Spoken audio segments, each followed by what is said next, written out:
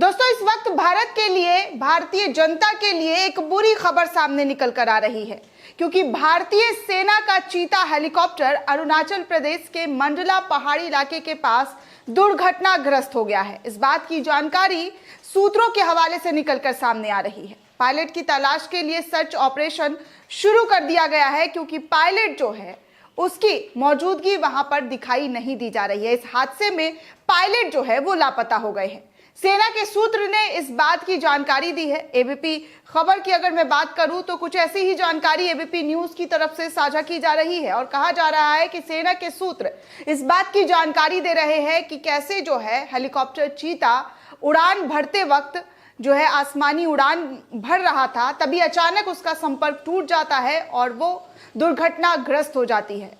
ये संगे से मिसमारी की ओर उड़ रहा था। हादसे के वक्त हेलीकॉप्टर में पायलट और को पायलट मौजूद थे।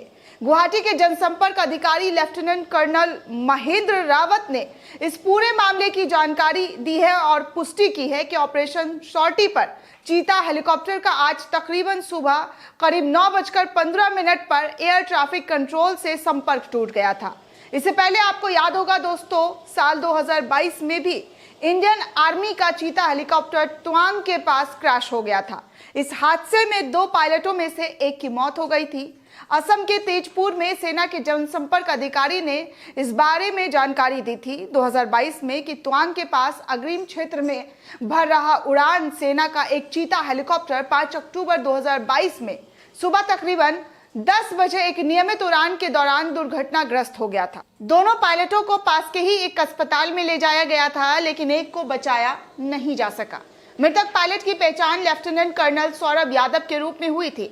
आपको ये भी याद होगा दोस्तों कि कैसे सीडीएस विपिन रावत का भी हेलीकॉप्टर हादसे में मृत्यु हो गई थी। उस वक्त भी ऐसी ही खबरें खूब जोरों शोरों से चल रहा था, कई तरीके के सवाल उठाए जा रहे थे, लेकिन उन तमाम सवालों के जवाब मिल गए थे कि कैसे जो है वो एक दुर्घटना का शिकार हो गए थे। कैसे धुंध, जो ठंड में कोहरा होता है, इस वजह से संपर्क टूट गया था और सीडीएस विपिन रावत और उनकी पत्नी जो उस हेलीकॉप्टर में सफर कर रहे थे और ये दुर्घटनाग्रस्त होने के बाद तमाम तरीके की जो तस्वीरें वो निकलकर सामने आई थी। एक बार फिर से भारतीय सेना का चीता हेलीकॉप्टर जो अरुणाचल प्रदेश में पहाड़ी इलाके के पास दुर्घटनाग्रस्त हुआ है, इसको लेकर भी देश भर से दुआएं जो है वो शुरू कर दी गई है और कहा जा रहा है कि जल्द से जल्द जो लापता है, जो पायलट लापता है, उनके बारे में कोई जानकारी हासिल हो सके।